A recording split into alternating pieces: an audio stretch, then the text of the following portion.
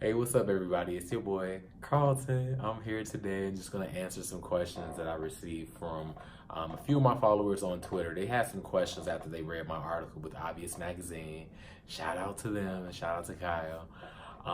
But yeah, just a few questions that they wanted me to answer. And so this one young lady, I'm also reading from my iPad, so that's what you see me looking at. Okay. This one young lady, Miss Moni, she says, "Do you usually travel solo?" So I stop right there. It seems like as I've progressed in my walk in life, i.e., me getting a little bit of age, I have learned to enjoy traveling solo that much more.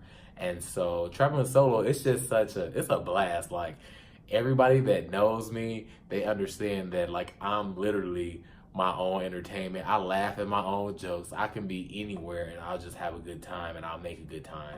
And so whenever I travel solo, sometimes I'm a little afraid, but most of the time I'm not. I have an idea, this is what's gonna happen. I'm covered in the blood, so I'm good wherever I go. And so yeah, I travel solo a lot.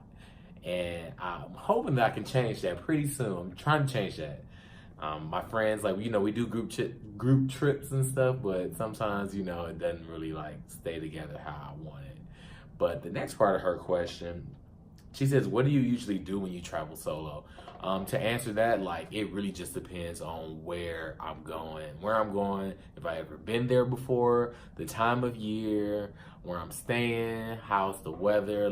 It really is so many factors that go into that. So with that being said, it's just for me to give an answer, I'm trying to figure out how I can condense it down to something that's up under a few minutes or something, because you guys know I'm very long-winded. But Cabo, for instance, when I went down there last month, I had in mind that I wanted to go see the arch that was out on the Pacific Ocean, and then you could see the seals and stuff.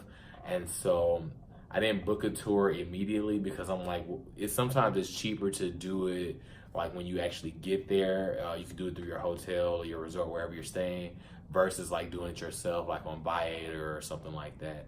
So I've learned from that in the past using Viator. But I booked my tour. It was a private yacht tour through the JW. I booked it through them.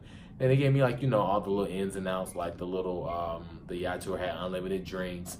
It sailed out in the evening for 2.5 hours, and we actually got to see some whales that I actually was afraid of because they came so close to jumping out the water and coming over the boat. Mind you, I'm literally 5 feet, not even 5 feet, I'm 2 feet from falling outside of the boat into the ocean. I'm afraid of the ocean. I'm afraid of the water. I'm afraid of the dark. So that was very nerve-wracking for me. But we saw whales. It was that was amazing to see because I never seen whales in person with my own eyes. But you can do so many things. It all depends on what you want to do. If you're an adventurer, go on a hike, find you something some mountains or wherever you want to go, and just enjoy it. And that's essentially what I do. I always do my research whenever I go places as well. So your research is definitely important, but the world is yours whenever you're on vacation. And so I always say that's what you gotta do. And let's see. So I have another question. Thank you guys for being so patient with me. I appreciate you. I really do. I really do. So my next question, one of my followers, he asked, and this one is in regards to group trips. He says, "How do the experiences travel? I've always traveled with the same group, but I've really been yearning to do something solo this year." Well, of course, when you travel in groups and versus traveling with yourself, you're gonna have so many different personalities, and in that case, it's so important to have people that that you're gonna get along with. You guys have the same interests, and you guys just enjoy having a good time. If you have one person that's the oddball where they're always complaining or they're not really down with going with the flow, then it's going to be a problem.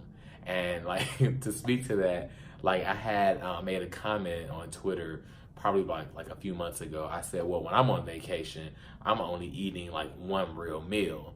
And everybody just jumped down my throat and they said, "Oh, well, you must don't want to travel in a group or anything like that because we like to eat and blah, blah, blah, blah. And I just don't, that's not how I roll.